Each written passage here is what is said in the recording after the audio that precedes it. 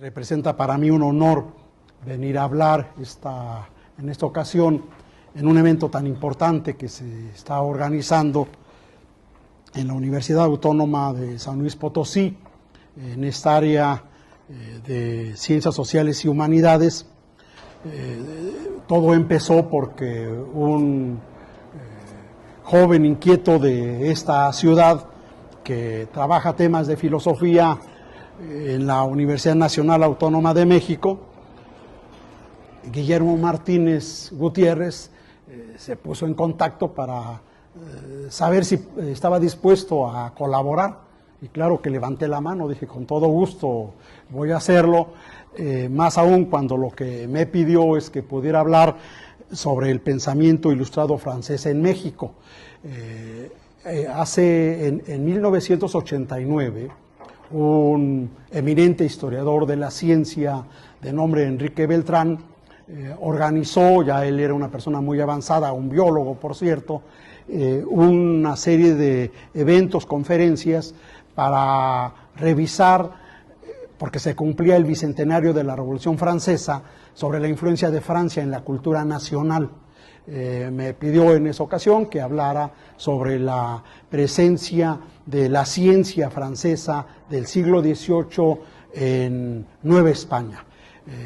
No abandoné nunca el tema, antes había escrito algunos libros que abordaban esta perspectiva, pero fui trabajando y en el año 2009 mi universidad tuvo a bien publicarme este libro, La filosofía de la ilustración latinoamericana, que es el paso obligado para un poco comprender parte de lo que yo voy a decir ahora. Entonces, con esa invitación y conociendo el cariño a esta temática, pues me pareció importante venir aquí a platicar con ustedes. He preparado un texto que quiere responder al título El pensamiento ilustrado francés en México, que será muy didáctico y claro, dejaré abiertas preguntas o inquietudes, incluso si alguien quiere interrumpirme, con todo gusto lo puede hacer, sin mayor trámite. Pero lo que quisiera compartir con ustedes son básicamente tres cosas que me interesan. Uno, recordar de manera muy breve cuáles son los planteamientos del pensamiento francés del siglo XVIII. Luego, ver cómo, ahora que padecemos mucho este tema de la migración, ver cómo migraron las ideas del pensamiento francés a América y particularmente a la Nueva España, y ver que no todo fue así muy romántico como generalmente lo apreciamos, sino que hubo sus debates, hubo discusiones, rechazos, confrontaciones, para después dedicarme a hacer un pequeño inventario de cuáles son esos valores que en el siglo XVIII, como parte del pensamiento francés de esa centuria, van a arraigarse en la Nueva España.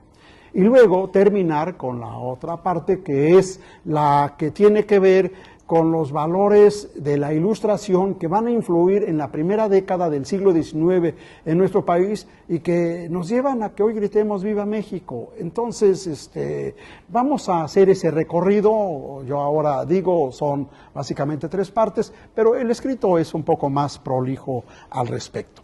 No leeré la primera parte, la que tiene que ver con los ítems del pensamiento francés en el siglo XVIII, solo recordaré tres cosas que me parecen importantes. La primera es que en el siglo XVIII se generó un ambiente cultural muy dinámico en Francia, y que ese ambiente cultural dinámico que se dio en todas las esferas de la cultura llevó a que hoy identifiquemos que los franceses fueron los forjadores de la Ilustración. No tanto es así, pero en general la impresión tiene algo de verdad. De hecho, hubo ilustrados, gente que cultivaron estas ideas en otros países, en Alemania, en Inglaterra, incluso en Estados Unidos. No solo en Estados Unidos, también en China, en el otro lado del mundo. Y aquí en Nueva España no sería la excepción. Pero este pensamiento francés del siglo XVIII, que cuya consecuencia mayúscula lo representó haber influenciado, haberse constituido en fuente para que estallara la primera revolución burguesa del mundo moderno, la llamada Revolución Francesa, tiene su parte en preocupaciones intelectuales que serían las siguientes. La primera de ellas es que muchos hombres dedicados al conocimiento de la realidad natural, de los fenómenos del cielo, de los fenómenos del mundo terrenal, de los fenómenos que ellos cotidianamente vivían, se dieron cuenta de que la explicación de esos fenómenos requería en realidad vincular dos posiciones filosóficas que se venían desarrollando desde un siglo antes, que son, por una parte, el llamado racionalismo, que había iniciado con René Descartes, y la otra parte, que va a ser fuente que los franceses retomarán para impulsar las nuevas explicaciones sobre la naturaleza, será lo que podríamos denominar la tradición empirista francesa, de que el empirismo es una corriente de pensamiento que busca que toda la explicación de los hechos se prueben en los hechos mismos.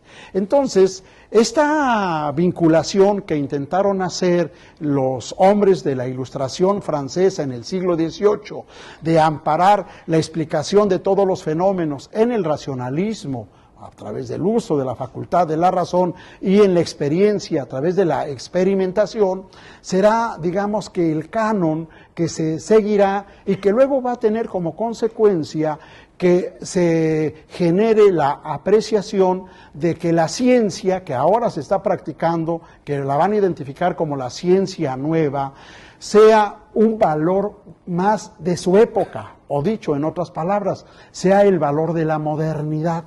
Entonces, los ilustrados del siglo XVIII, y entre ellos los franceses, nos van a entregar que la concepción moderna de ciencia, la ciencia misma, es un valor que nos acompaña desde el siglo XVIII hasta nuestra época. La ciencia se ha convertido en uno de los saberes más prominentes del genio humano, pero esta idea de ubicar a la ciencia entonces como un gran valor viene del siglo XVIII, fundamentalmente del pensamiento francés, aunque no solo.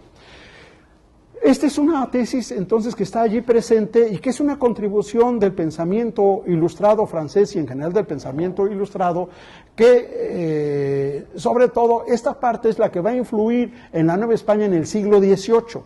Pero los franceses, esa nómina de personajes entre los que podríamos citar, los que contribuyen a esto, son franceses, está el conde de Buffon, está el mismo Condillac, está D'Alembert, que va a ser un personaje muy famoso, pues un matemático que va a escribir la introducción a la enciclopedia, este primer intento humano por tratar de resumir toda la creatividad del genio humano. Está el caso de Lavoisier, este fundador de la química moderna. Tenemos pues a una serie de personajes, está Lamarck, de científicos que ayudan a cambiar esa manera para acercarse a la comprensión de los fenómenos. La ciencia es un valor más de la modernidad. Bueno, a ellos se van a adicionar el pensamiento de otros filósofos preocupados por problemas ya no de la naturaleza, sino por problemas sociales. Y entonces estos aportarán otros valores que son los elementos de la modernidad, como la democracia, la justicia, la igualdad, la soberanía, etcétera, etcétera. Y allí los nombres que van a estar presentes serán las contribuciones de Rousseau, las contribuciones de Holbach, las contribuciones de Sieyès, las contribuciones de Montesquieu, etcétera, etcétera. Bueno, Voltaire no podría dejarse de nombrar. Entonces, la filosofía francesa es una filosofía de esta época, el pensamiento francés del siglo XVIII se puede bifurcar muy bien en una filosofía, digamos que de la ciencia, así hablemos en esos términos, porque ellos creyeron que la ciencia era el conocimiento que nos ilustraba, y en segundo es una filosofía política liberacionista. Estos serían los resúmenes de las ideas del pensamiento francés, que como ustedes pueden ver son planteamientos que están resultando muy novedosos, y que cuando llegan justamente a América y particularmente a Nueva España, se van a ver como eso, luces para poder acercarse a otra comprensión, darle otra dimensión a la explicación de los conocimientos sobre la realidad. Bueno, hay textos que les pueden dar una versión muy completa acerca de esto que he dicho. Ernest Cassirer escribió un libro que se llama así, Filosofía de la Ilustración. Entonces, allí pueden ustedes tener un resumen más amplio del pequeño trabajo telegráfico que aquí he presentado. ¿Cómo llegaron esas ideas a Nueva España, a América? Ya voy a usar el texto que escribí para no perderme en el tiempo, porque luego uno se dedica a veces a contar otras cosas que se salen de lo que uno está explicando, y entonces leeré. Aportaré información sobre la recepción del pensamiento de la Ilustración francesa en México para enriquecer también muchos estudios que se han hecho. Por ejemplo, hay un estudio que no podemos nosotros dejar de señalar, el libro que escribió en 1969 el doctor Adolfo Sánchez Vázquez, que se llama Rousseau en México. Entonces, así como se le ha hecho un estudio sobre las ideas de Rousseau en México, lo mismo habría que hacer sobre Voltaire, habría que hacer sobre Sieyès, y en fin, todos estos filósofos franceses o científicos. A Rousseau se le reconoce, como seguramente algunos de ustedes saben, como forjador de la concepción moderna de la idea de soberanía popular, particularmente desarrollada en una de sus obras, El Contrato Social de 1761, donde la concibe como la expresión de la voluntad general de toda sociedad y la respalda en el ejercicio de la democracia radical, pues para él la soberanía es racional, toda vez que, abro comillas, la voluntad general es siempre recta y tiende constantemente a la utilidad pública, fin de la cita. Para su práctica, convino en la necesidad de codificarla en ley como producto del acuerdo al definirla como un convenio del cuerpo con cada uno de sus miembros, equitativa, porque es común a todos, útil, porque no se puede tener otro objeto que el bien general, y sólida, porque tiene como garantía la fuerza pública y el poder supremo, o sea, la soberanía está en el pueblo, para reiterarlo. Traigo a colación esta idea de Rousseau, porque es el que más se ha destacado de sus planteamientos en los análisis sobre la influencia de las luchas de independencia de los países latinoamericanos. Lo hago como preámbulo para exponer la ambivalente recepción de su obra durante los últimos 60 años de vida colonial. Aquí quizás habría que hacer un pequeño paréntesis. De hecho, cuando los estudiosos de la cultura mexicana quieren precisar acerca de cuándo es que se empiezan a cultivar las ideas de la Ilustración, se ha querido establecer una periodización que iniciaría hacia los años de 1760 y obviamente concluirían hacia 1810. O sea que cuando hablamos de que la Ilustración en el siglo XVIII tuvo un ambiente proclive, en realidad tenemos que precisar de que este periodo de dinamismo corresponde a los años de 1760 a 1810. Por eso la recepción quiero centrarla en este medio siglo. Efectivamente, los años de 1750 a 1860 se han identificado como una época de renovación cultural en la Nueva España, pero hay quienes se resisten a suscribirla y solo admiten que fue una época en que se advierten ciertos signos de modernización de la escolástica, de renovación de la escolástica. La filosofía escolástica, la filosofía de la escuela, era la filosofía oficial que se transmitían en los colegios que se habían instalado en la época colonial en Nueva España, y sobre todo de la Real y Pontificia Universidad de México, donde, como ustedes sabrán, la filosofía de la escuela busca transmitir verdades incuestionables, de manera que el aprendizaje que se hacía en las escuelas era un aprendizaje muy monótono, porque se tenía que restringir solamente al conocimiento que planteaba este tipo de sugerencia el personal académico. Bueno, entonces algunos estudiosos de esa época dicen que no tuvimos de hecho ilustración, sino lo que tuvimos fue una modernización de la escolástica. Plantean esta tesis personajes que respeto mucho, por ejemplo, la doctora María del Carmen Rovira Gaspar, que es un verdadero monumento a la historia de la filosofía en México, y ella pues tiene seguramente muchas razones para señalar esto. Otros que hemos investigado creemos que se tiene que dar el paso, y esta misma conferencia pues así busca hacerlo. Lo que reflejan esas interpretaciones acerca de la situación social y cultural con dominio escolástico es la presencia y la idea de explicaciones que buscan mantener el status quo, pero también surgen otras interpretaciones como la que ahora estamos aquí explicando del pensamiento ilustrado, que buscan transformar esa realidad. Y es dentro de esa atmósfera, entonces, que nosotros vamos a señalar estos elementos de la llegada del pensamiento francés a Nueva España.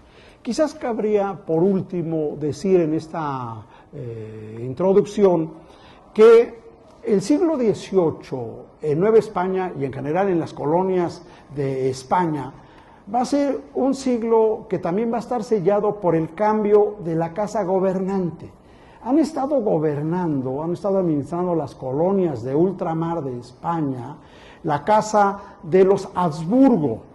Esos reyes al que pertenecen Carlos V, que es el más famoso por el nombre de chocolate con el que nos deleitamos, pero ellos desarrollaron un gobierno que luego vino y tuvo un declive muy grande a principios del siglo XVIII, por lo que hacia el año de 1703 fue sustituida esa casa gobernante por otros reyes de otra familia, y llegaron los Borbón, de familia afrancesada.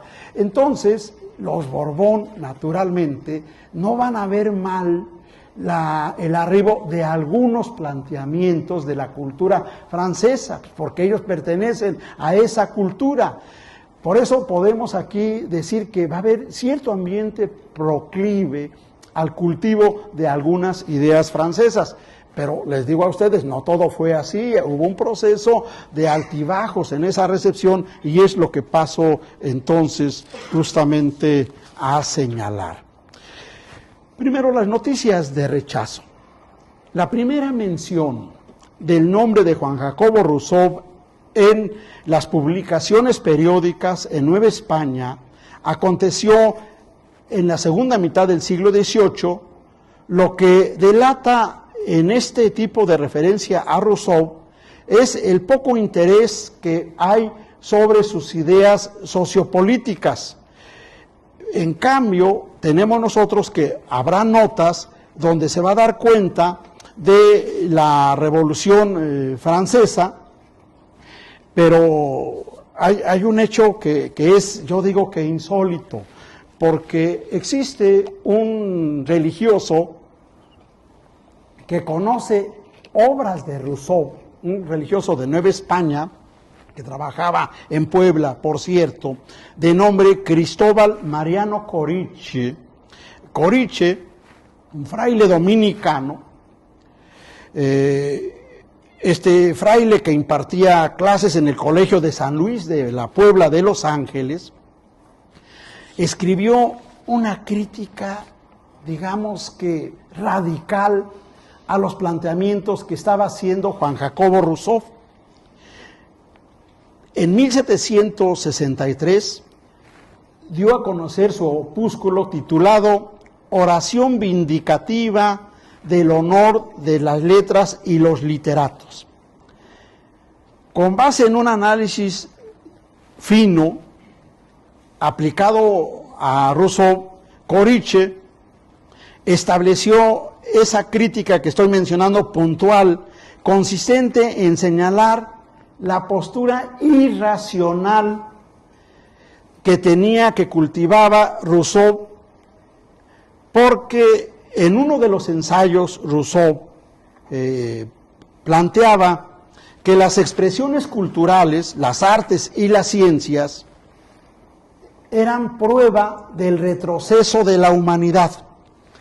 Él ubicaba que el cultivo de las artes y de las ciencias en realidad eran causa de la infelicidad humana. En este análisis, además es significativo porque se hizo sobre uno de los textos más difundidos del ginebrino, y que ese texto había ganado un premio de la Academia de Dijon. Señala él que de hecho este tipo de interpretaciones no aportan nada y sí vienen a crear malestar en la sociedad.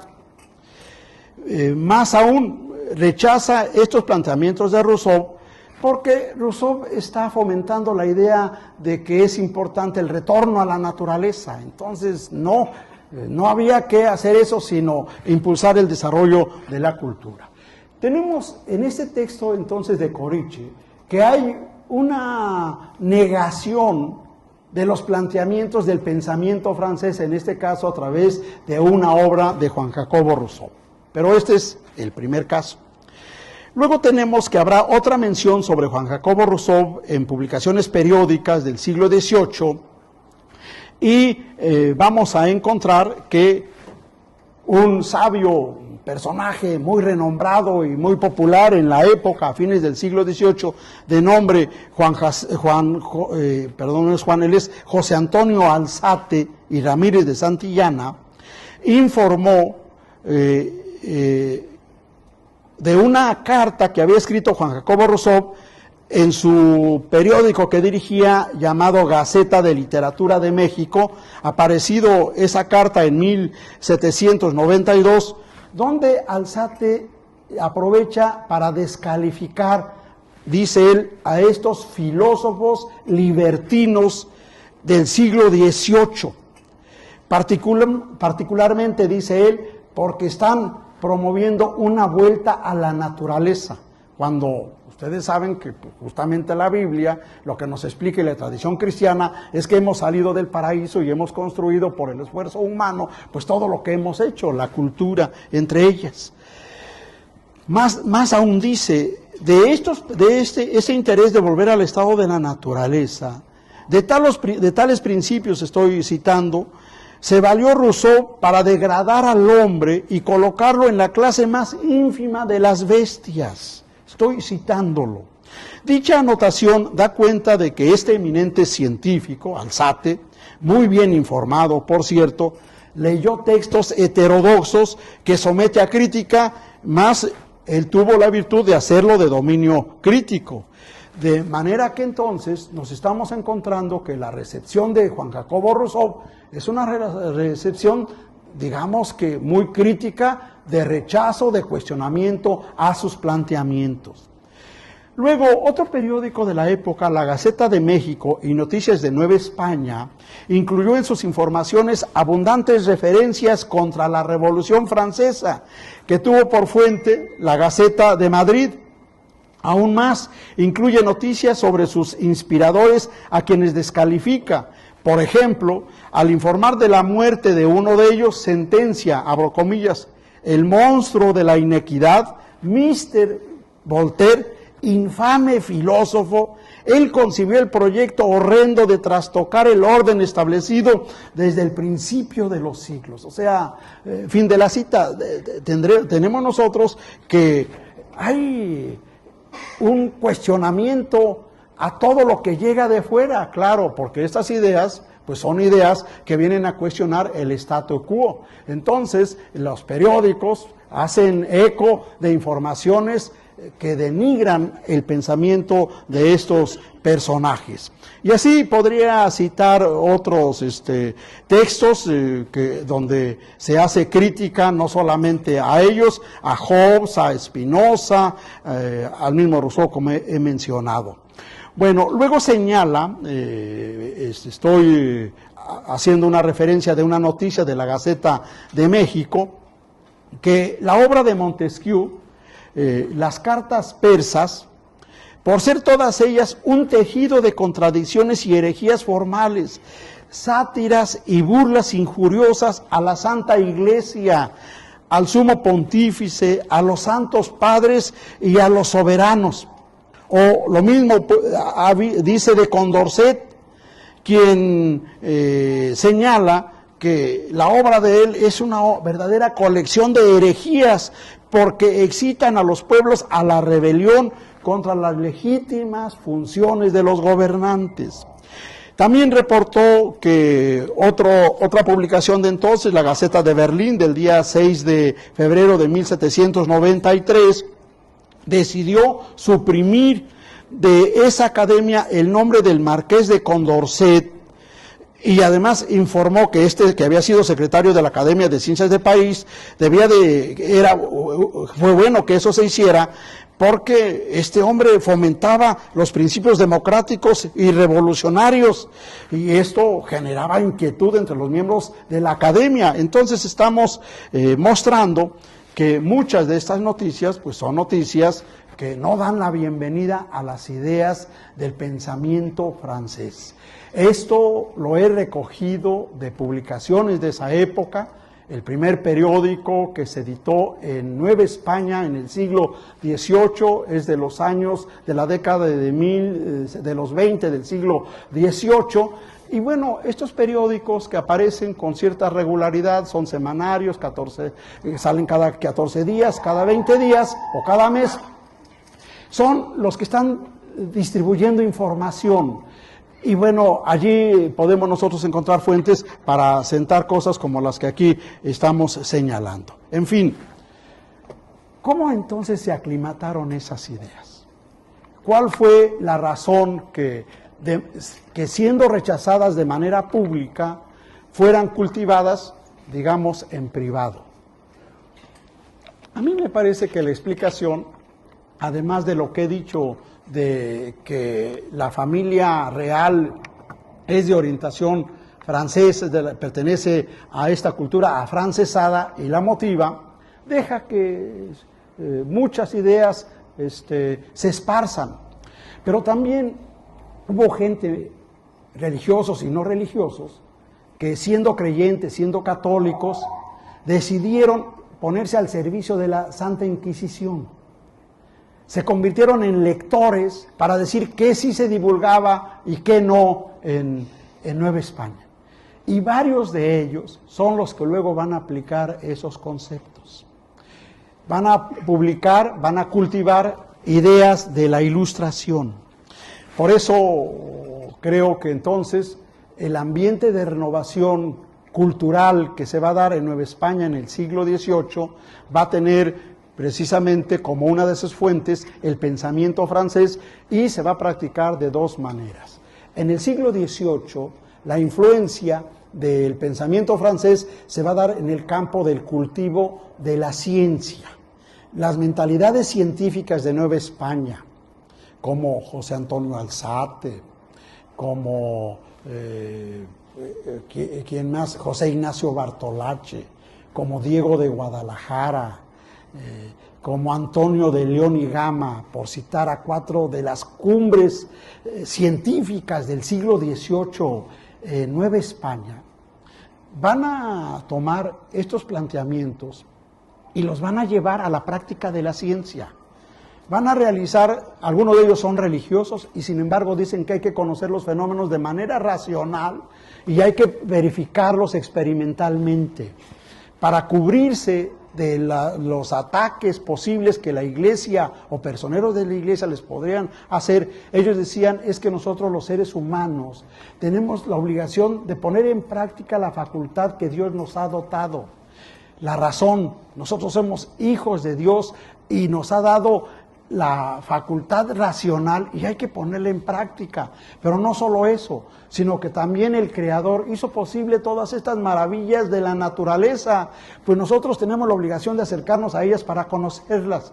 Por eso en el siglo XVIII, entonces el cultivo del pensamiento francés en Nueva España estuvo orientado a explicar los fenómenos de la naturaleza desde una perspectiva racional, empírica, que son fuentes de la Ilustración francesa. Pero les leo.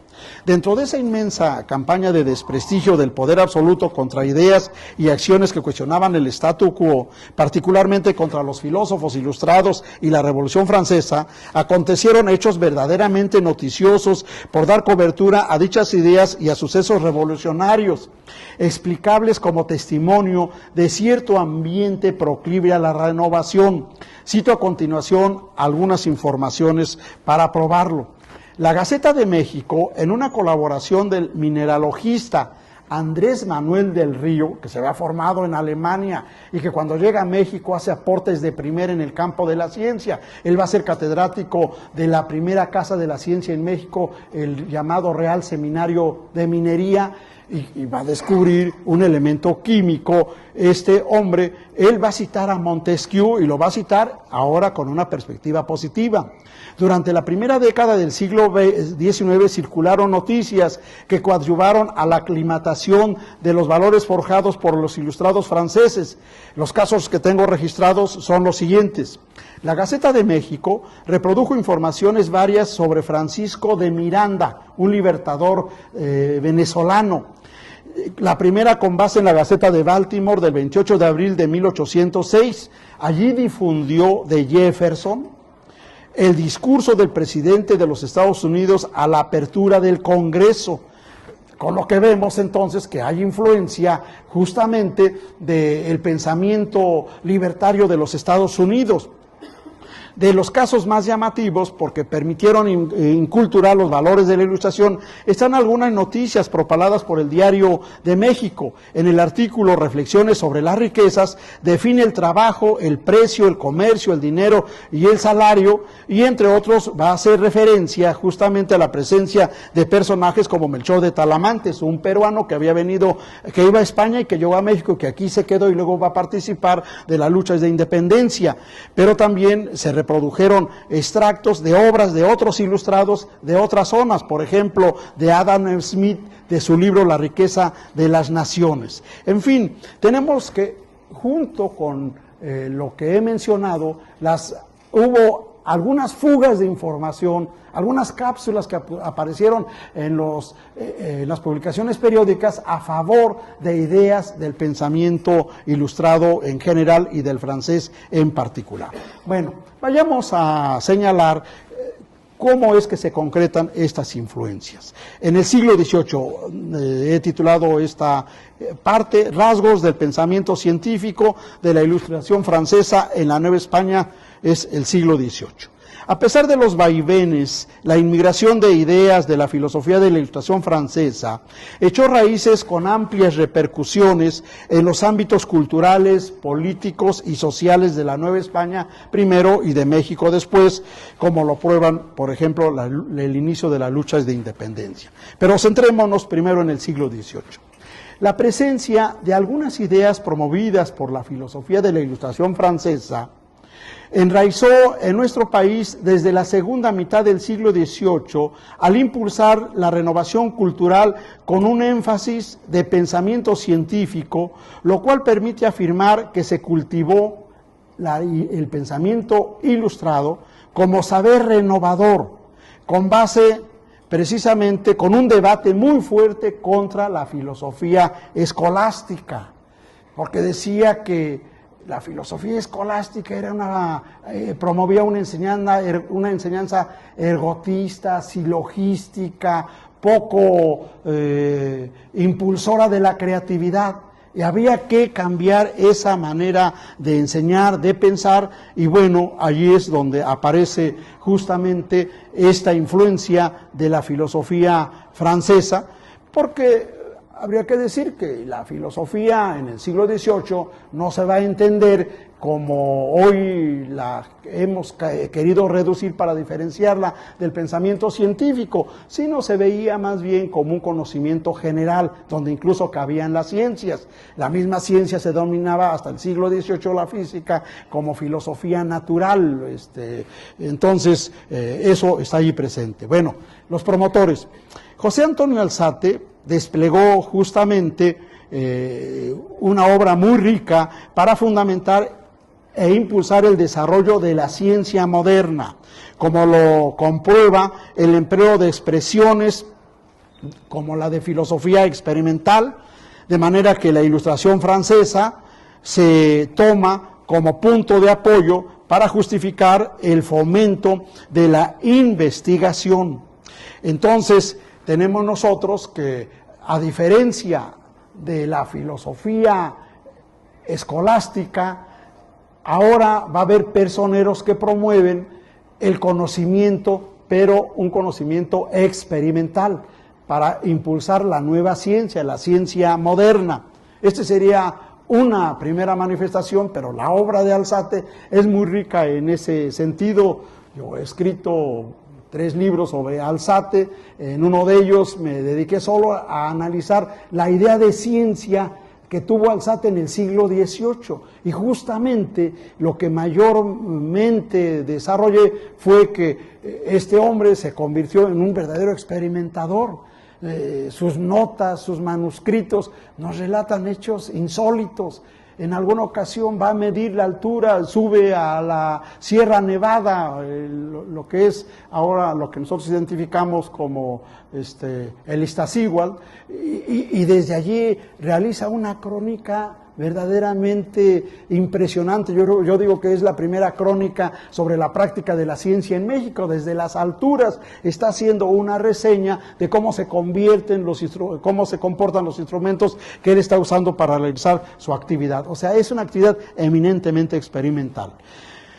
De esta manera se aprecia el interés de los filósofos novohispanos por atender categorías como el de racionalismo, al ser expresión de la capacidad encargada del cultivo del conocimiento para guiar la conducta del hombre, y como la principal facultad para acercarse a la comprensión de las maravillas de la creación divina.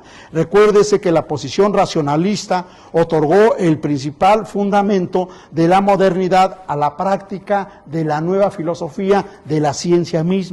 También me parece pertinente destacar la proclividad al eclecticismo por parte de los filósofos ilustrados novohispanos, que convirtieron en amparo de sus pretensiones modernizadoras y a la vez expresión de la imposibilidad de negar a la escolástica, con lo cual evidenciaron una actitud selectiva, como lo prueba, por ejemplo, uno de los filósofos de la época que escribió el primer libro de filosofía moderna. Me refiero a Juan Benito Díaz de Gamarra, quien dijo: por lo que toca a la filosofía ecléctica, en latín electiva, es aquella en la que buscamos la sabiduría solo con la razón y dirigimos la razón con los experimentos y observaciones de los sentidos, la conciencia íntima, el raciocinio, y con la autoridad acerca de aquellas cosas que no pueden saberse por otro camino.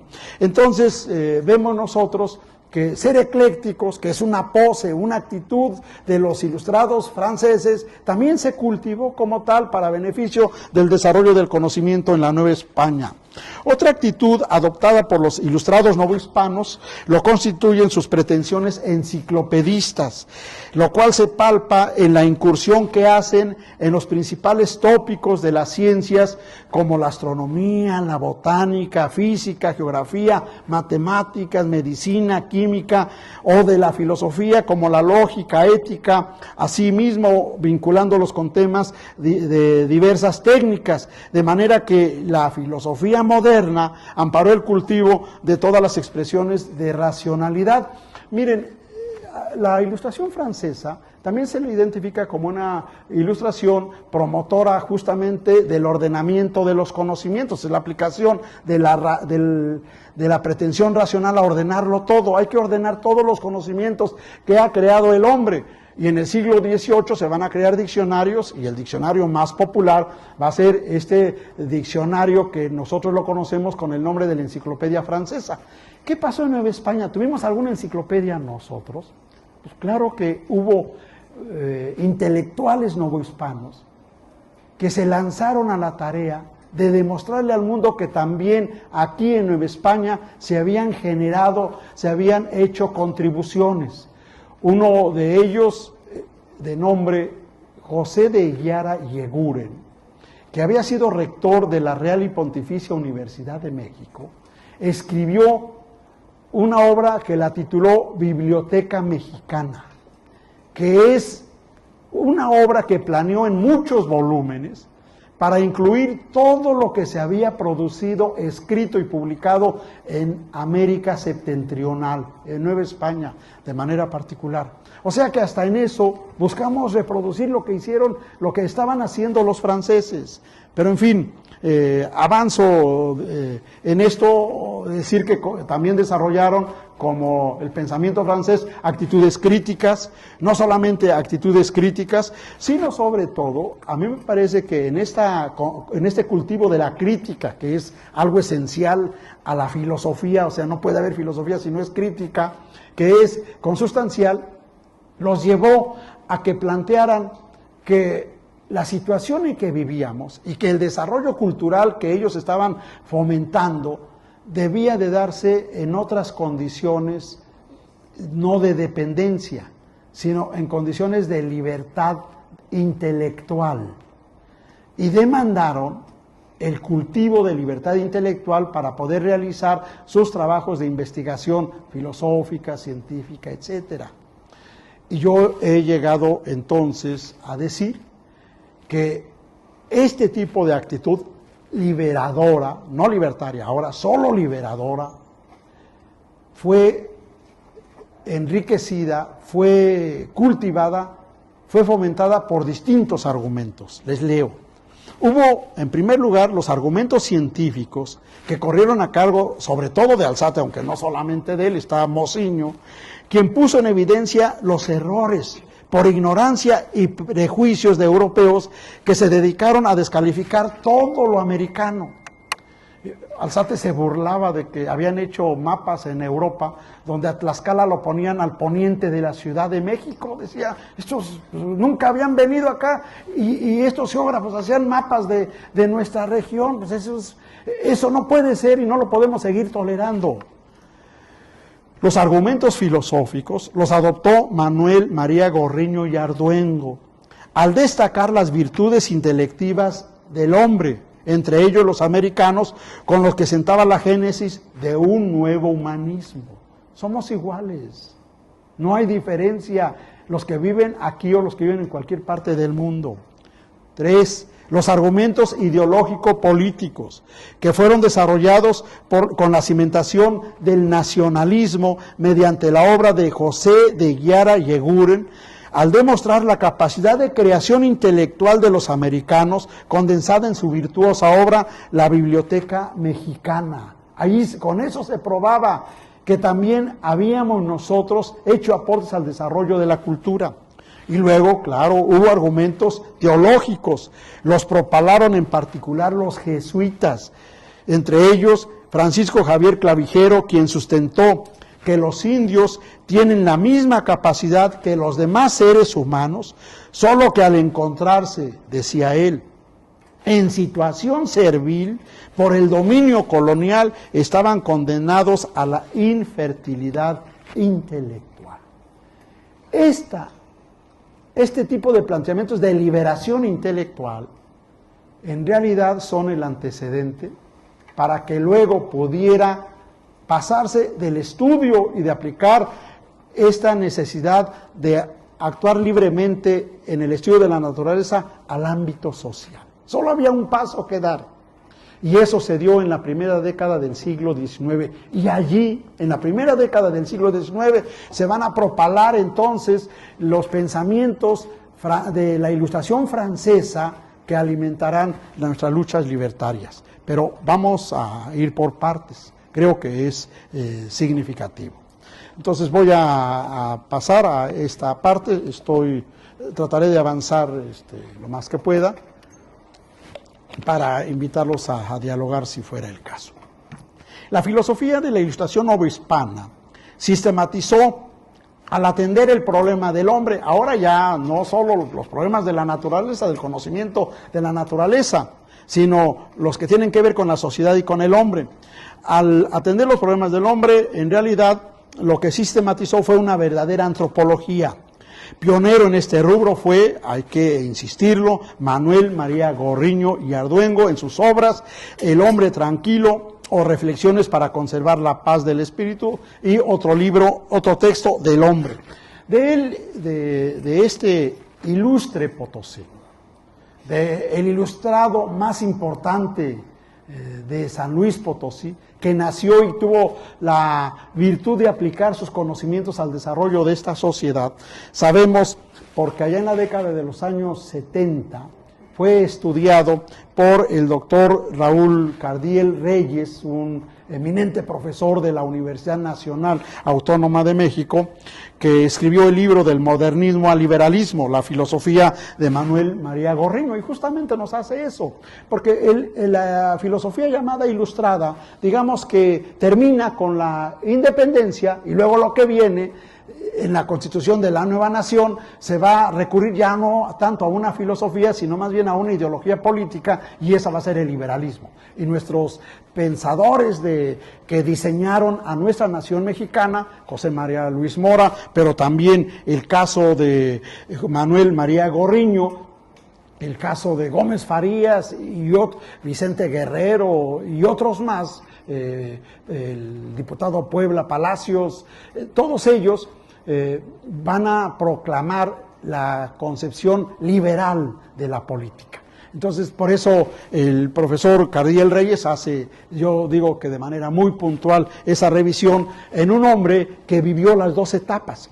No es el caso de José María Luis Mora, un ilustre guanajuatense que desarrolló toda su vida en el Estado de México y que fue un gran constitucionalista. Él, aunque tiene, es un poco más joven que Gorriño, él, sin embargo, aunque se formó en la Ilustración, solo proclama las tesis del liberalismo, y fue un gran liberal, según nos lo dijo un estudioso de la Universidad de Harvard, Charles Hale, que escribió esa biografía sobre el doctor Mora.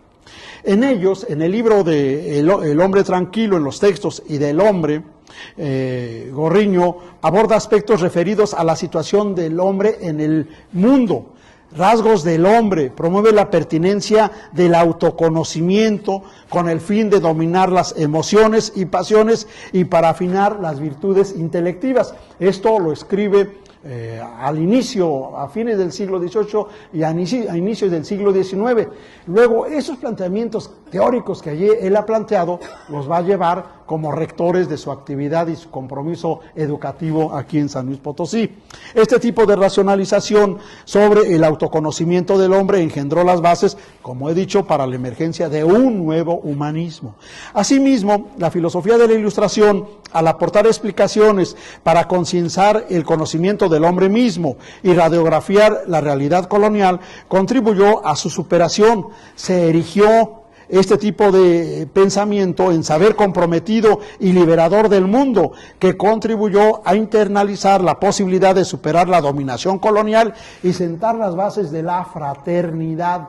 La fraternidad es uno de los lemas de la Revolución Francesa. De hecho, al haber generado las bases para forjar una nueva concepción del hombre, exhibió su carácter libertario, anticipó las posibilidades de llevar a la praxis los valores que promovió, pues generó la justificación ideológica como saber comprometido para concretar la transformación de las relaciones de dominación colonial. O sea, la independencia que luego va a aparecer con la lucha de Hidalgo y otros a partir de 1810, tiene antecedentes justamente en este tipo de esfuerzos que ayudan a buscar cambiar la mentalidad de los hombres de esa época. Y allí tenemos entonces una contribución preclara que se hace desde este territorio. Segundo, ideal de la igualdad. Teorizar acerca del valor de la igualdad resultó claro al aportar argumentos racionales para respaldar las expectativas político-administrativas de los criollos para enfrentar la exclusión padecida ante los españoles peninsulares, pues dio curso a sus intereses en ocupar posiciones y lograr reconocimientos a los desempeños políticos y religiosos. El resultado de esas contundentes interpretaciones y respuestas a quienes denigraban la humanidad de lo americano consistió en respaldar planteamientos sobre la igualdad intelectual de los novohispanos con los seres del resto del planeta. Así la elevaron a fuente teórica, la igualdad, para combatir la exclusión en las funciones administrativas, en los ámbitos culturales, educativos, políticos y religiosos, y solo detentadas en esa época por españoles peninsulares. Entonces, este valor tan caro a la Revolución Francesa como expresión política del pensamiento de los ilustrados, pues también nos alcanza y va a ser previo al inicio de la independencia y va a alimentar esa idea de buscar que también los americanos puedan ocupar los puestos que ahora se les ha impedido, se les ha vedado participar. Bueno, el tercer valor, la libertad. El dinamismo cultural novohispano, al que contribuyó la filosofía de la Ilustración, posibilitó establecer a la libertad como parte inherente al desarrollo del conocimiento de la realidad. Es más, se apreció desde entonces como determinante para obtener resultados nociológicos más convincentes, lo decíamos en el siglo XVIII. Ciertamente, la referencia de la práctica de la libertad se restringió a aspectos inherentes a actividades académicas y al conocimiento de la naturaleza humana, pues con él se apeló al reconocimiento de la capacidad para actuar.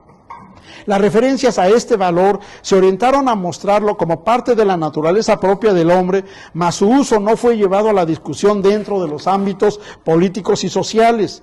Lo relevante de las referencias a la libertad como valor de la modernidad fue haber sembrado la semilla que pronto germinaría como demanda político-administrativa en los albores de la lucha por la independencia.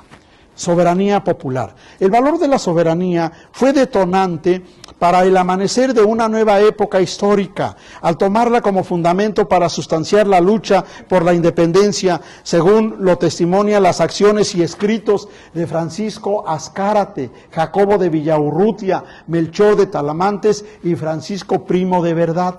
La praxis del concepto de soberanía popular advino cuando Napoleón Bonaparte logró la abdicación de Fernando VII a la corona española, por lo cual aconteció una verdadera vorágine entre los políticos e intelectuales de entonces, y la Nueva España no sería la excepción. Al contrario, se desgranarían argumentos y acciones muy precisos a favor de que se reconociera al pueblo de la Nueva España como legítimo soberano. Así lo respaldó en el Cabildo de la Ciudad de México Francisco de Primo de Verdad en su sesión del 30 de agosto de 1808, y lo respaldaría Francisco de Azcárate. Posición semejante va a asumir Jacobo de Villaurrutia. Melchor de Talamantes, además de participar en la ambientación de esa idea, fue más allá al presentar la pertinencia de demandar la independencia de Nueva España frente a la corona española. Bueno, entonces, compañeros, resulta que el pensamiento que se está cultivando, y ya cierta práctica política, están dando todos los pasos para que amanezca, para que inicie la lucha por la independencia en este país. La fuente teórica viene de estos años. Y entonces paso a decir cómo es que se da ese paso. Titulé este parágrafo Filosofía de la Ilustración como filosofía de la praxis. De este modo, me parece queda probado que la filosofía de la Ilustración francesa, adecuada a las circunstancias, se constituyó en fuente de la filosofía de la Ilustración novohispana, la cual aportó el respaldo teórico para el inicio de las luchas de independencia, pues se le practicó como saber comprometido, como filosofía de la praxis.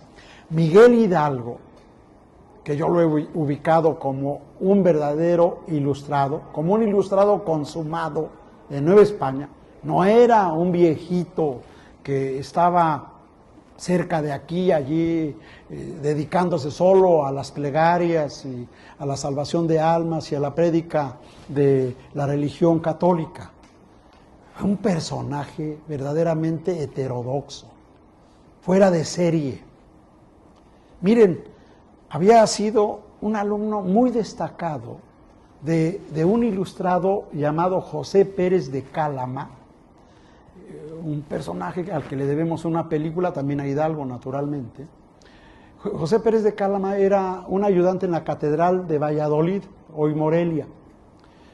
Este hombre era muy inquieto y trató de que los conocimientos científicos se usaran para mejorar la vida de los habitantes de esa zona, casi a la idea de Vasco de Quiroga, pero 200 años después, pero ahora con el uso de la nueva ciencia.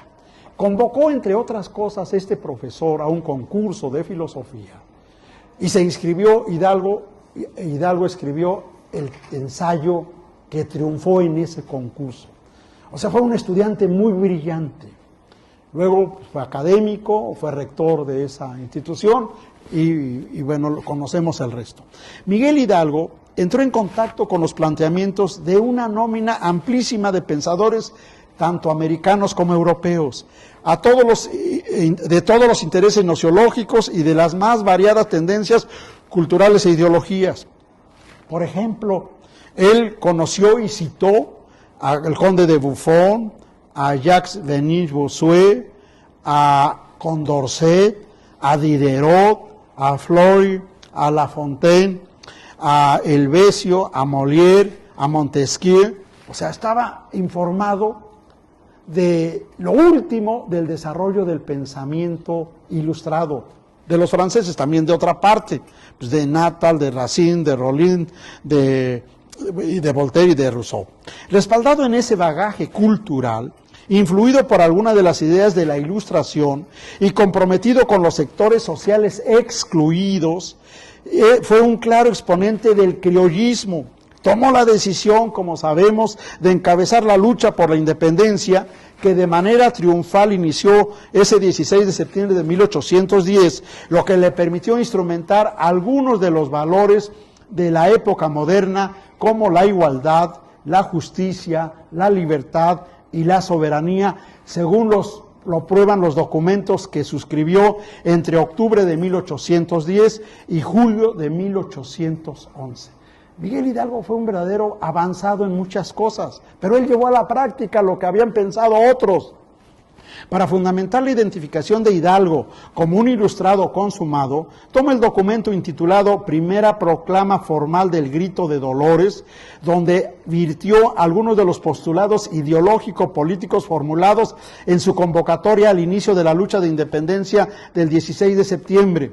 Otras fuentes con las cuales los interesados pueden contrastar, complementar o cuestionar esta concepción que tengo ilustrada de Hidalgo y que él avaló, suscribió durante los 3 meses siguientes al inicio de la gesta de independencia son: 1. El primer bando a favor de la abolición de la esclavitud, mandatado al intendente de Valladolid, José María Anzorena, el 19 de octubre de 1810. O sea, el título es, la libertad. 2. Manifiesto refutando las acusaciones del Tribunal de la Inquisición de Valladolid del 16 de noviembre de 1810 contra Abad y Queipo. 3. El plan de gobierno americano entregado a José María Morelos y suscrito por este en Aguacatillo, fechado el 16 de noviembre de 1810. 4. La proclama a la Nación Americana de Guadalajara del 21 de noviembre de 1810. 5. El decreto a favor de los indios, hecho en Guadalajara, difundido el 5 de diciembre de 1810. 6. El decreto a favor de las castas, también en Guadalajara, firmado el 6 de diciembre de 1810. Y 7, el manifiesto donde propone la creación del Congreso Nacional en Guadalajara de fecha 15 de diciembre de 1810. Miguel Hidalgo suscribe, y con esto me parece que queda claro esto que estoy diciendo, de que el pensamiento ilustrado tuvo eco y fue llevado a la práctica. Miguel Hidalgo escribió: la libertad política de que os hablamos es aquella que consiste en que cada individuo sea único dueño del trabajo de sus manos y el que deba lograr lo que lícitamente adquiera para asistir a las necesidades temporales de su casa y familia. La misma que hace que sus bienes estén seguros de las rapaces manos de los déspotas que hasta ahora nos han oprimido, esquilmándonos hasta la misma sustancia con gravámenes, usuras y gabelas continuas. Yo digo, en un texto que escribí, que publicó una revista de Colombia, que Miguel Hidalgo incluso se anticipó a Marx. Él es el primero que plantea esta idea de que la sociedad está dividida en clases y que hay que comprometerse para poder justamente promover la igualdad apoyando a las clases desvalidas. Es sensacional eso que está en ese documento, el primero que he mencionado, esta primera proclama formal del Grito de Dolores. Bien, voy a terminar. Las publicaciones, tanto el opúsculo como los periódicos, a contracorriente, abonaron el conocimiento de los planteamientos de la filosofía de la Ilustración francesa. Con base en la radiografía reconstruida, puede sustentarse que las implicaciones de esta corriente de pensamiento fueron manifiestas en la fundamentación de las luchas de las independencias de los países latinoamericanos, entre ellos México. Así nuestros independentistas contaron con los respaldos teóricos y desarrollaron crítica racional, el cultivo de la verdad y utilidad del conocimiento científico, y a través de estas actitudes intelectuales enraizaron el amor propio y, lo más trascendente, buscaron llevar a la práctica los valores de la modernidad: igualdad, libertad, justicia, soberanía, los cuales motivó a embarcarse en las luchas por la independencia primero, y algunos de ellos a contribuir al diseño de nuestra nación después. La filosofía de la Ilustración francesa, entonces, fue una importantísima fuente teórica en la vida cultural y política de México, ciertamente no la única, de modo que el pensamiento y acción de los novohispanos del siglo XVIII y los mexicanos de principios del siglo XIX los llevó a incorporar otras fuentes que les permitieron generar los rasgos de nuestro pensamiento y el rostro del México que seguimos festejando con orgullo al día de hoy. Por eso podemos decir: ¡Viva México! Muchas gracias.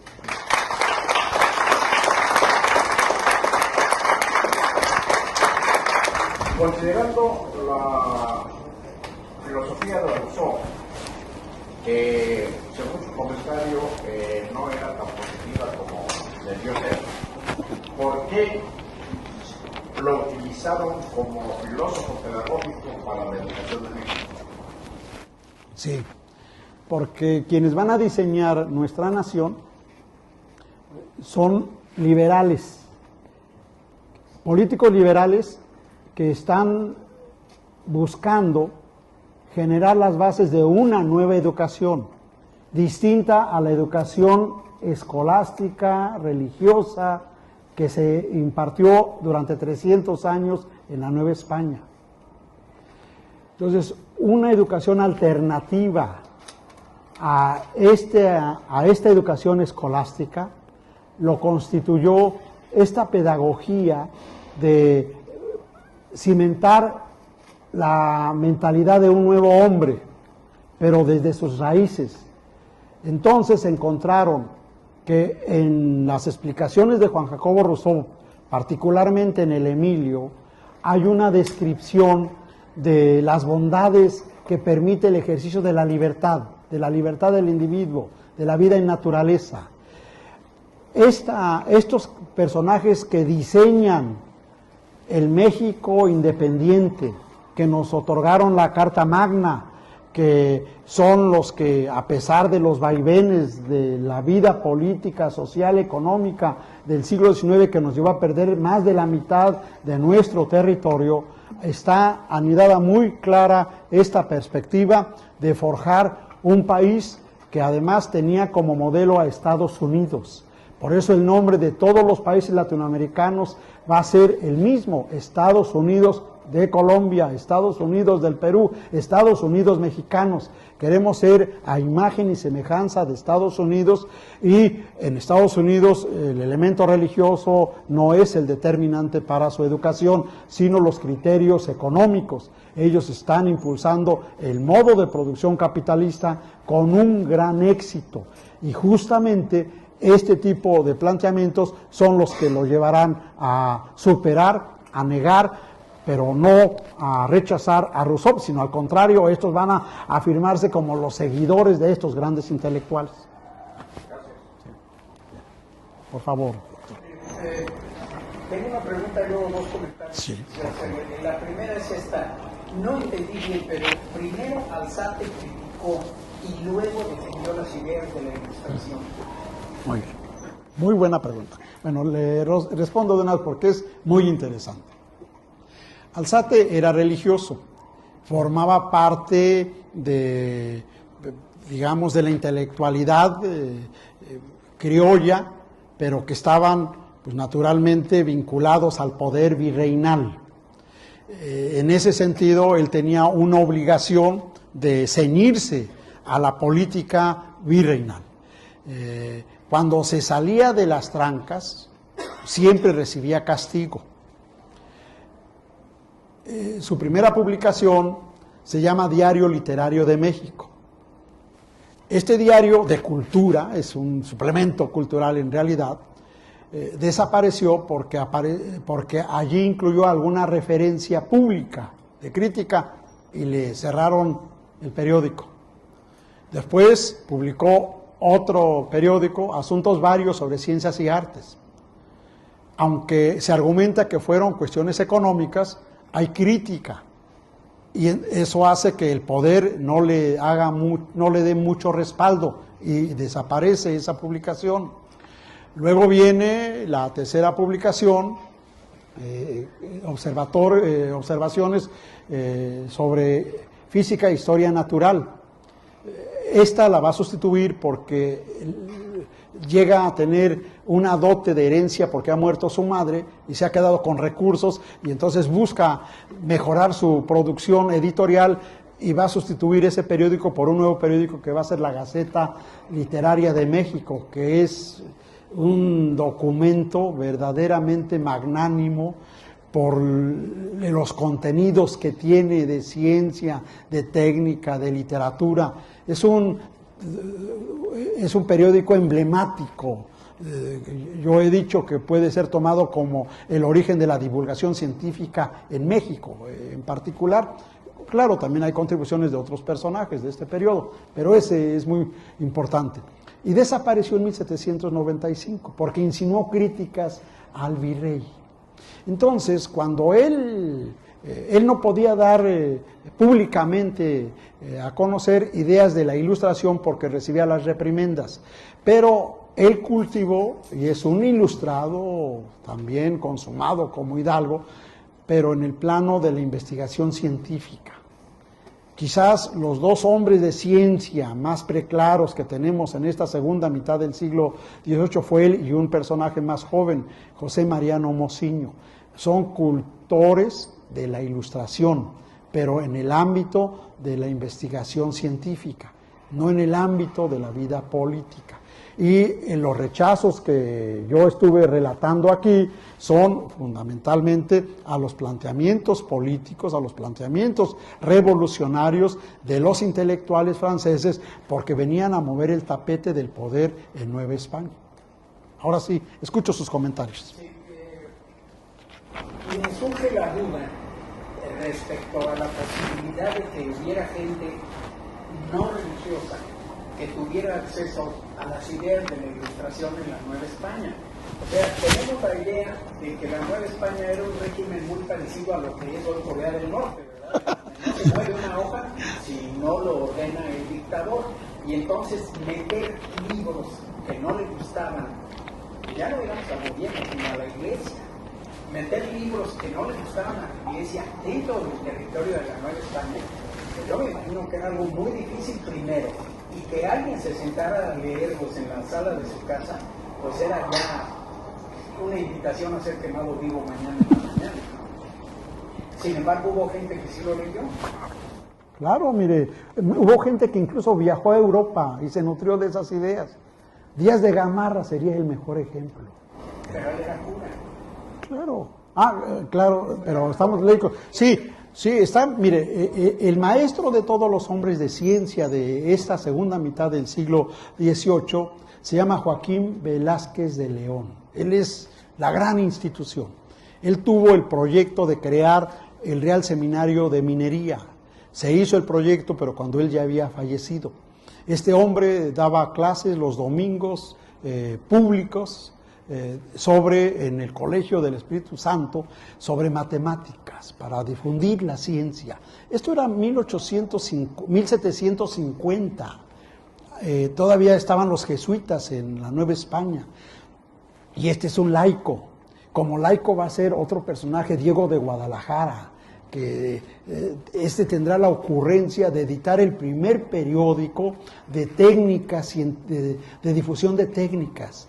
Su periódico va a difundir cómo construir relojes, o sea, cosas verdaderamente maravillosas para la época.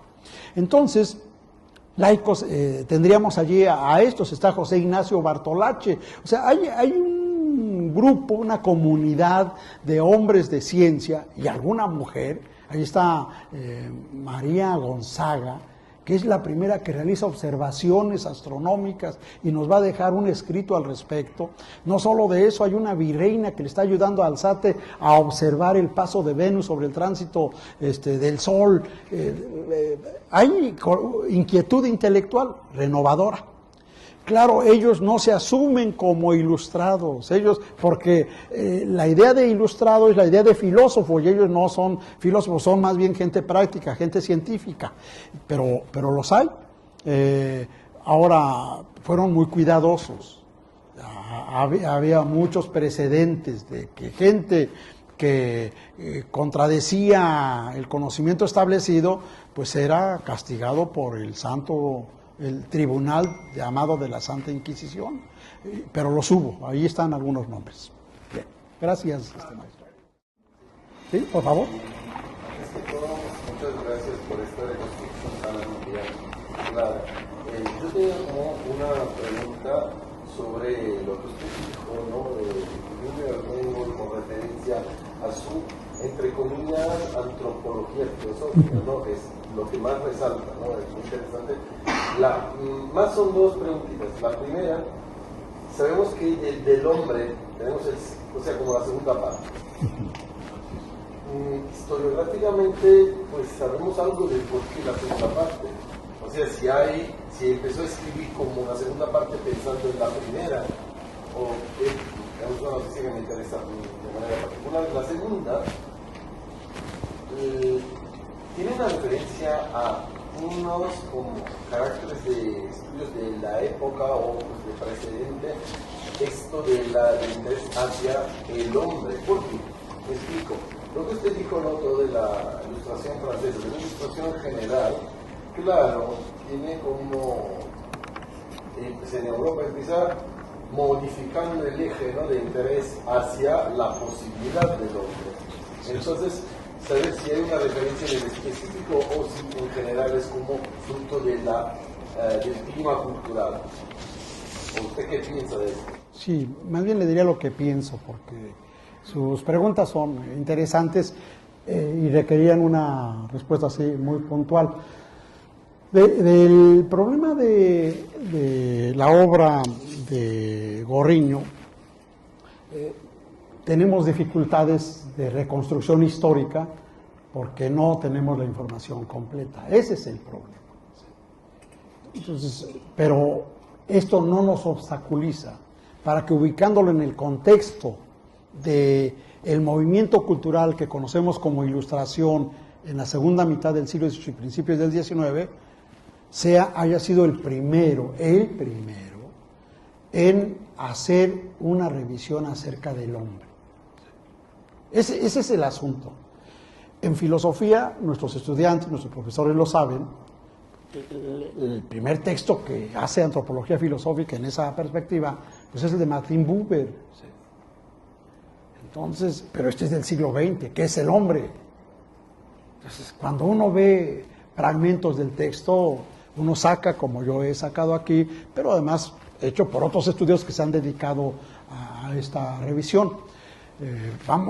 Se va a seguir buscando, esperemos que este festejo que están haciendo aquí en San Luis Potosí nos ayude a extraer información, a recopilar, a ir ahí a los archivos históricos, a ver si algún archivo parroquial, yo no sé, archivos de notarías, podamos sacar información para construir algo más completo que es necesario.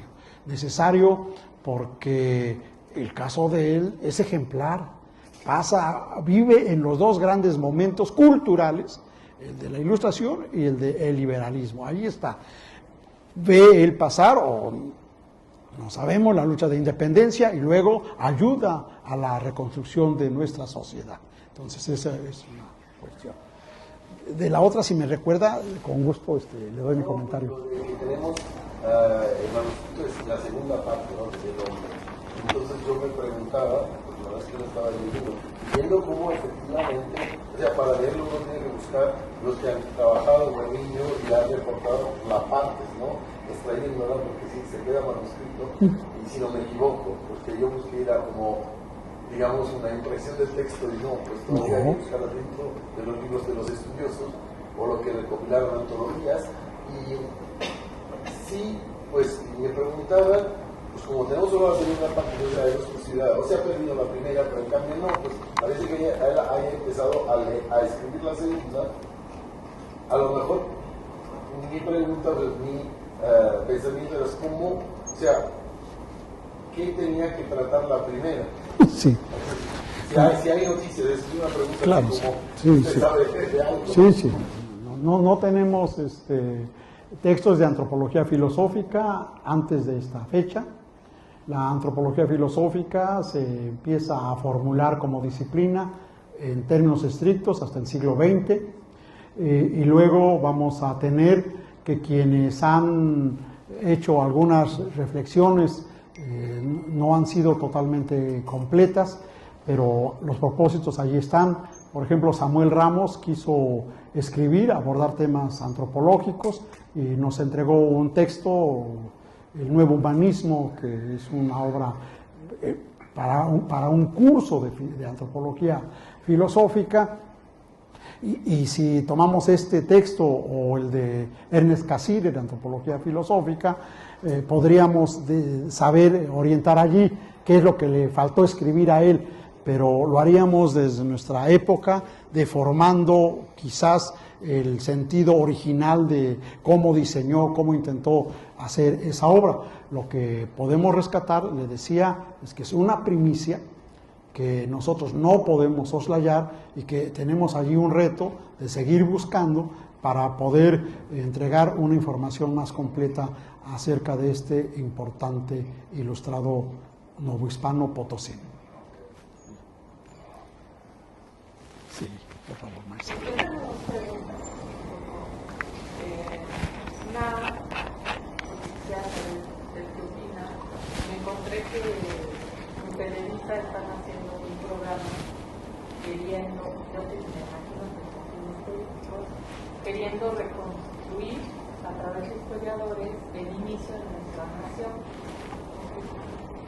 Entonces yo, sobre todo para darle esa importancia y aprender el estudio de nuestros orígenes, de dónde viene nuestro país, ¿por qué piensa que hoy, ya no voy a meter en cuestión política, sí, también, ¿por qué piensa que hoy es tan importante reconstruir o rememorar esta idea de libertad que tenemos hoy en la situación de la persona?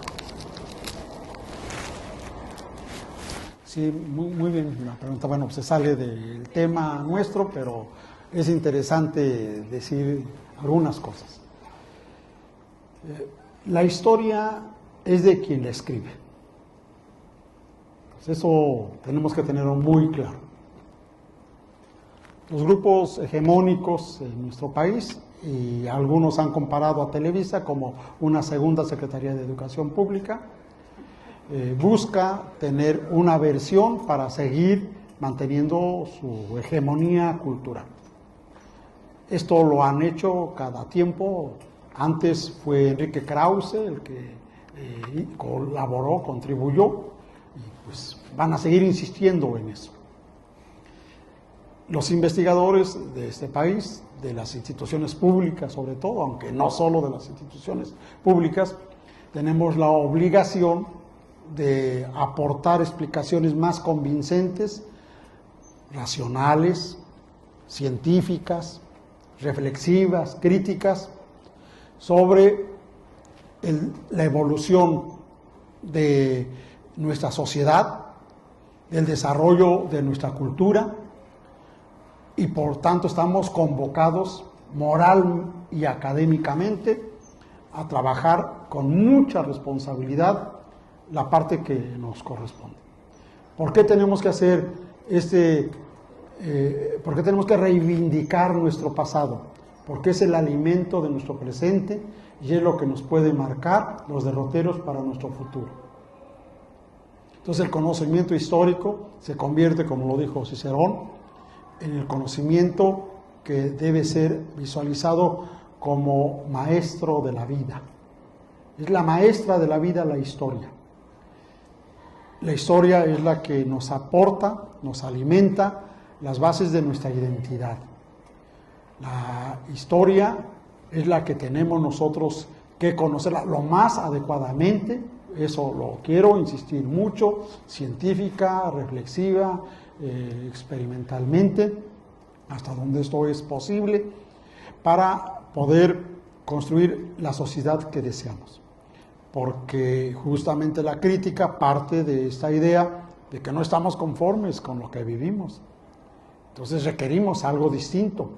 Y por eso la mayor responsabilidad nuestra es buscar en las raíces más profundas y explicarlas qué es lo que nosotros tenemos que seguir trabajando para lograr esa sociedad donde haya felicidad, donde cada quien pueda realizar lo que cree que es adecuado para el bien de él, de su familia y de la sociedad. Entonces, el conocimiento histórico resulta fundamental en todos los ámbitos.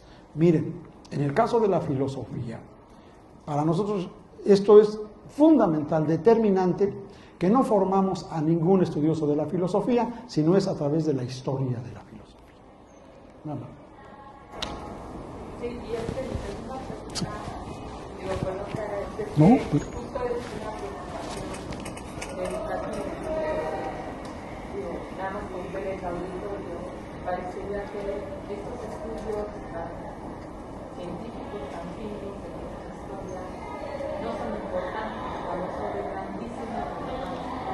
Pues también es para puntualizar la importancia a los estudiantes, a los profesores, de estos eventos, ¿no?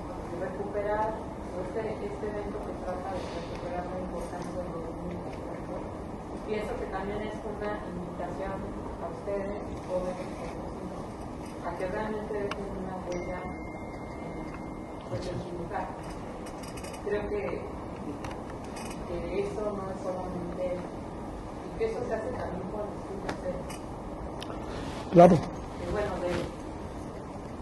respondió la pregunta totalmente a la segunda que de la importancia.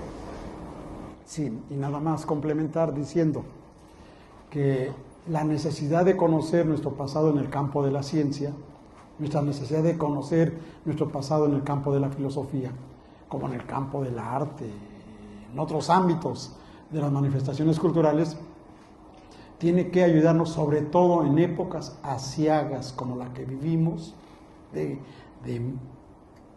crisis, de falta de orientación. Tenemos que ir a la historia para alimentar nuestra autoestima como sociedad, de que podemos superar esta cuestión y llegar a otros niveles. Así ha sido siempre, y ahora más que antes requerimos ese conocimiento de nuestro pasado. Sí, por favor. Bueno, qué bueno que mencionan lo de autoestima. Es que mi pregunta, bueno, me llama mucho la atención cómo al último, cuando hablaba de las ideas de libertad e igualdad, menciona que realizaron el amor propio. Entonces, quisiera saber, bueno, por qué se utiliza esta expresión y cómo es que se manifestó ese amor propio y si aún hay o aún se sigue manifestando. Sí. Muy bien. Yo no soy religioso, entonces, y sabemos que Cristo, pues es el filósofo del amor. O sea, él es el que puso allí en el centro de la discusión este tema del amor. Pero yo lo hice la referencia con un sentido pues muy mexicano. En el siglo XVIII se empezó a alimentar la autoestima de los que habían nacido, crecido y se habían desarrollado en Nueva España a partir del cultivo del conocimiento científico, de conocer nuestra realidad, como diría don Luis González, de reconocer nuestra matria, o sea, el terruño donde hemos nacido. La forma para fomentar el amor a la matria, el amor a la patria, es conociendo su historia, su pasado. No solo eso, es conociendo su realidad social, su realidad económica, es conociendo sus aportes científicos, sus aportes filosóficos. Cuando nosotros amamos algo, amamos más algo cuando más conocemos eso. Ustedes van a tener un amor a nuestro país más profundo cuando lo conozcan más. Por eso ahora como estudiantes hay que aplicarse a ese conocimiento, no para que sean chauvinistas, sino para que sean profundos conocedores de nuestra sociedad y esto nos ayude, por ejemplo, a que no se siga desangrando el país con la salida de nuestros cerebros, de nuestra gente más preparada. Algunos hemos tenido la fortuna de trabajar aprovechando los años sabáticos de que nuestras universidades nos dan en el extranjero. Hace mucho, era muy jovencito, yo había terminado la dirección de la Facultad de Humanidades y me invitaron a trabajar en Taiwán, ir a fundar un instituto de estudios sobre América Latina y el Caribe. Ellos ya veían que el futuro del comercio iba a estar justamente conociendo a otras sociedades y había que conocer a las sociedades latinoamericanas. Estuve muy bien tratado, con salario, además un salario que me parece a mí pues, no justo, pero así fue. Yo me voy con el salario de director. Ese año entro al Sistema Nacional de Investigadores, tengo la beca PROED o PRIDE, como se llame, de nivel más alto, y luego me dan el salario de esa universidad, o sea, nadando en dinero. Y me dicen, fui por mi año sabático y antes de terminar me dicen, queremos pedirle que hagamos un contrato para que permanezca 3 años más aquí y le vamos a incrementar los ingresos. Pues yo dije, pues claro, no nos mueve a nosotros el dinero. Soy muy mexicano y justamente porque conozco muy bien mi país, decía, a mí me necesitan pero en mi país, no a que yo me haga rico, eso no. Les dije muchas gracias, pero yo me voy a donde me necesitan. Luego yo he trabajado en otros países, también con sabático, en Canadá, en Cuba, pero ya no por dinero, pues allá hay que ir a solidarizarse. Pero primero es México, primero es América Latina. Cuando regreso de allá de Asia, llego con tantos recursos y me dicen en mi universidad, ¿ahora qué proyecto va a hacer para que le apoyemos? No, sí voy a hacer un proyecto, pero no quiero nada de dinero. Y me di un viaje por toda América Latina. Pues sí, con el dinero que había ganado. Porque yo había recuperado, había tenido esos ingresos pues, por ir a enseñar a América Latina, la cultura latinoamericana, la filosofía latinoamericana, la geografía latinoamericana. De ahí que cuando uno tiene ese amor sincero por lo que uno hace, ese amor por lo propio, uno actúa con una convicción humanista, una convicción académica, una convicción por el beneficio de su sociedad, que a final de cuentas es lo que queremos forjar en nuestros estudiantes. Nada más. ¿Sí? Sí. Y entonces, bueno, pensaba como en la perspectiva entonces de México, si pudiese haber una rectificación, una vez que se conoce como esta parte del pasado, y pensaba justo ahora en esta parte económica que tenía Estados Unidos y que toma de la Revolución Francesa, y en México se toman los valores, como la bondad, la igualdad. Sin embargo, ahorita el contraste del mundo global, o sea que todo es valuable, todo es valorable, sistemas de calidad.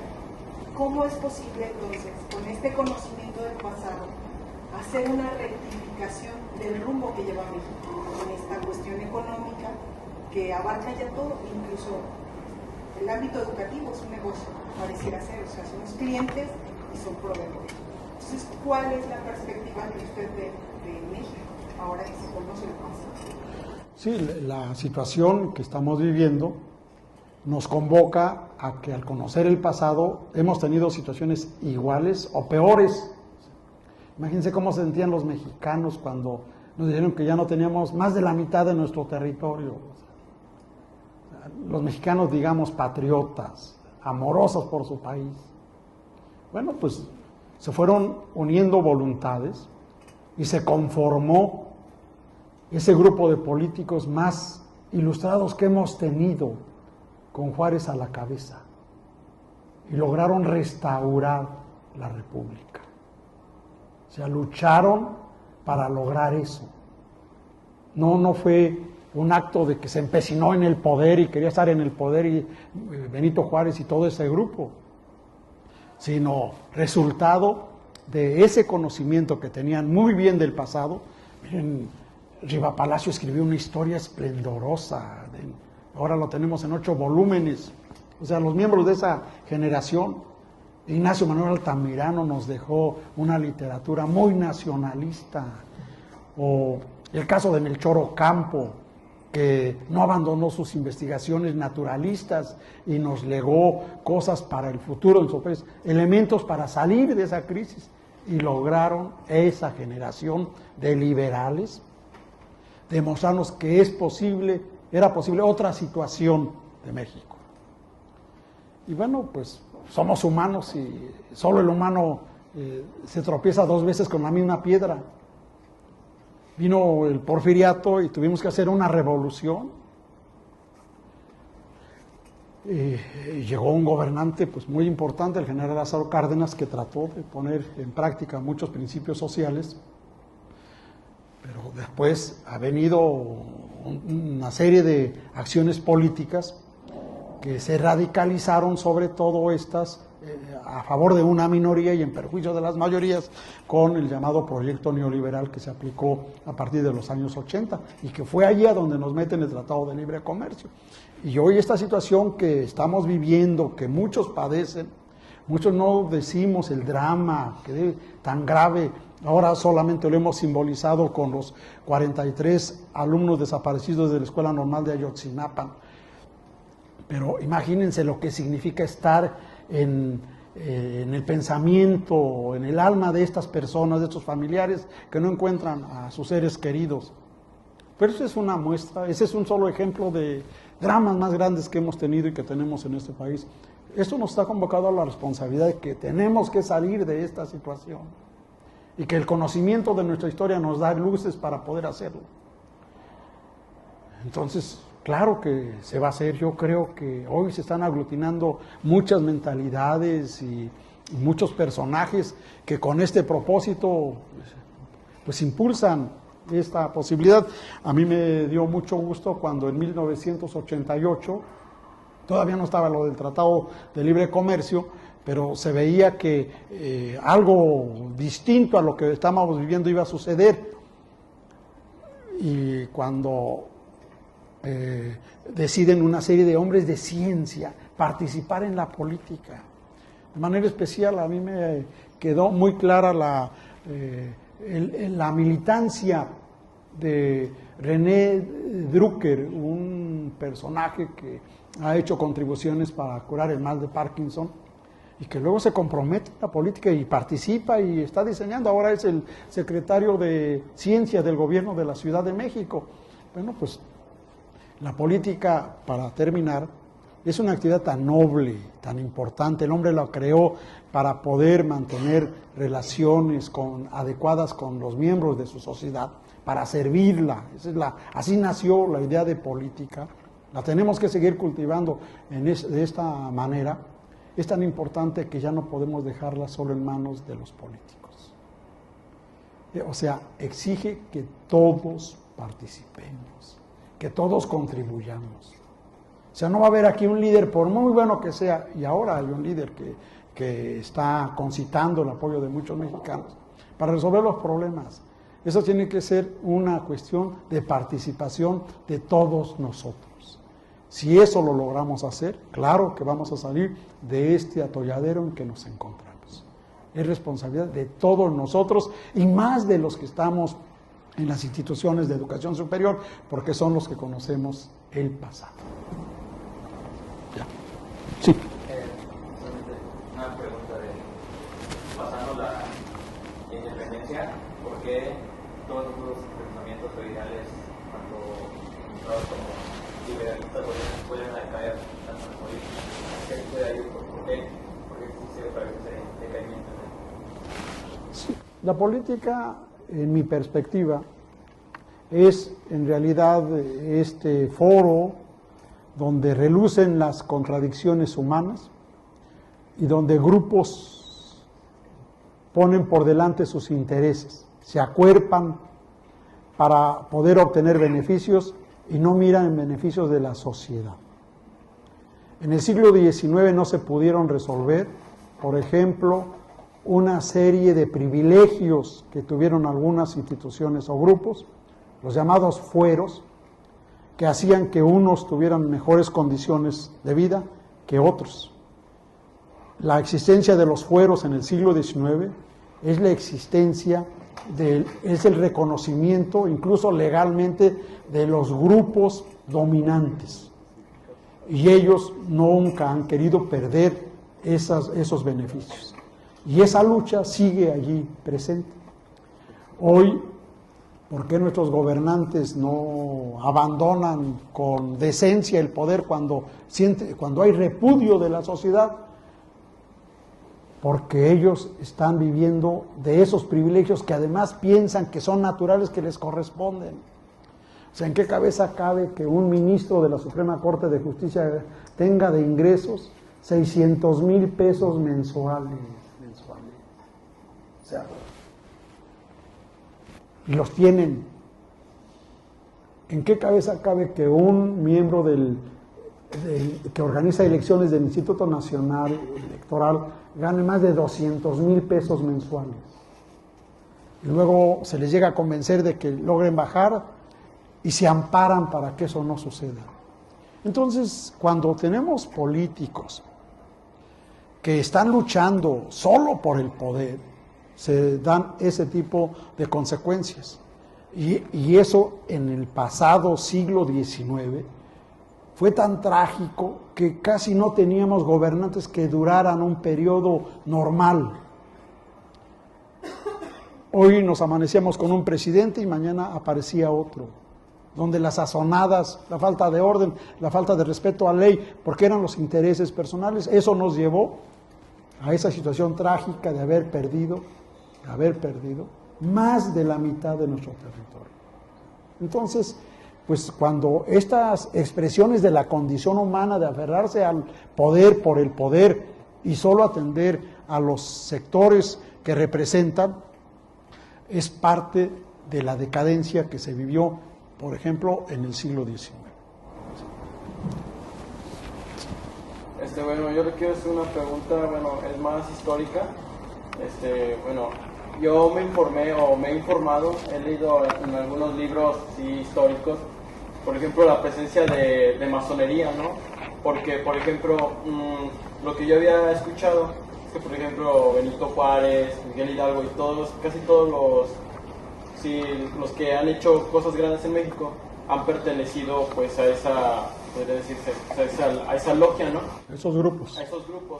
Entonces lo que yo quería saber si qué tanto es cierto eso, o si realmente esa organización sí ha influido en el pensamiento mexicano, porque por ejemplo yo he escuchado que ellos siempre manejan ese concepto de igualdad. Ajá, libertad, igualdad y fraternidad. Ajá, exacto.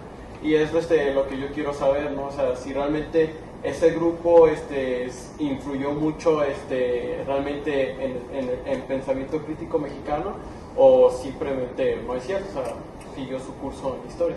Esa es mi duda, mi pregunta. Sí, es una muy bonita pregunta, muy buena pregunta.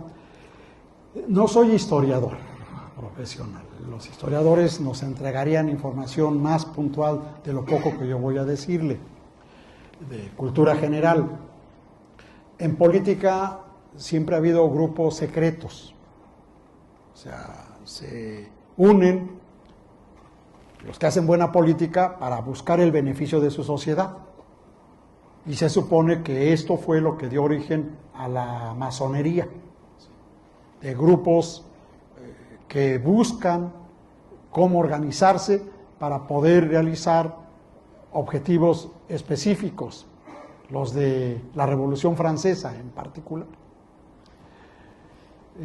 Se ha sugerido que algunos de los que participaron en la lucha de independencia de México eran parte de logias que existían en Europa, en Londres en particular, y que van a llegar y van a contribuir al desarrollo de las luchas de independencia para su triunfo.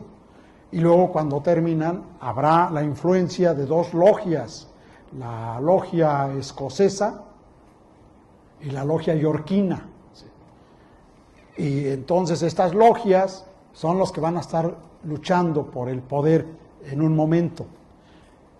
Primero son estas logias, desarrollan una concepción liberal que se hunde sus raíces en la Ilustración, pero es acción política la de estas logias, y van a participar.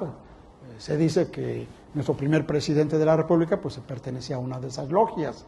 José María Luis Mora perteneció a otra logia, o sea, sí, ellos participan, pero tienen buenos propósitos y seguramente influyeron por ese ideario que tenían en la logia a la que pertenecían, pero ahora nosotros lo reconocemos no por su pertenencia a la logia, sino por las acciones realmente que impactaron en el desarrollo de nuestro país.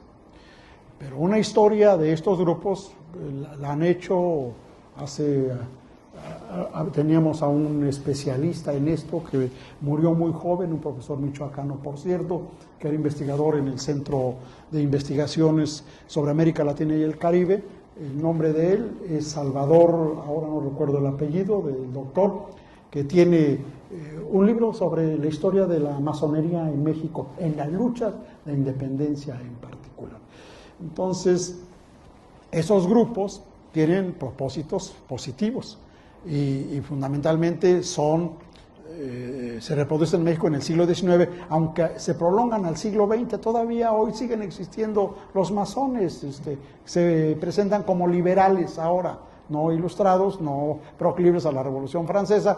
Ahí están, estuvieron durante mucho tiempo actuando dentro del Partido Revolucionario Institucional. Yo no sé, supongo que ahora varios de esos grupos participan en otros partidos. Hay partidos que buscan ser partidos de individuos, no de grupos, pero en la política mexicana esto es muy difícil. Sin embargo, se está intentando, ahí están los ensayos. Y la idea es de que los grupos no sean los que fundamentalmente desarrollen las acciones de la sociedad, sino en nuestra época moderna, actual, mejor dicho, contemporánea, sean los ciudadanos. Y lo que nosotros buscamos que se formen son esos ciudadanos para que podamos actuar con toda la responsabilidad que nos corresponde. Y pues le entregamos un pequeñísimo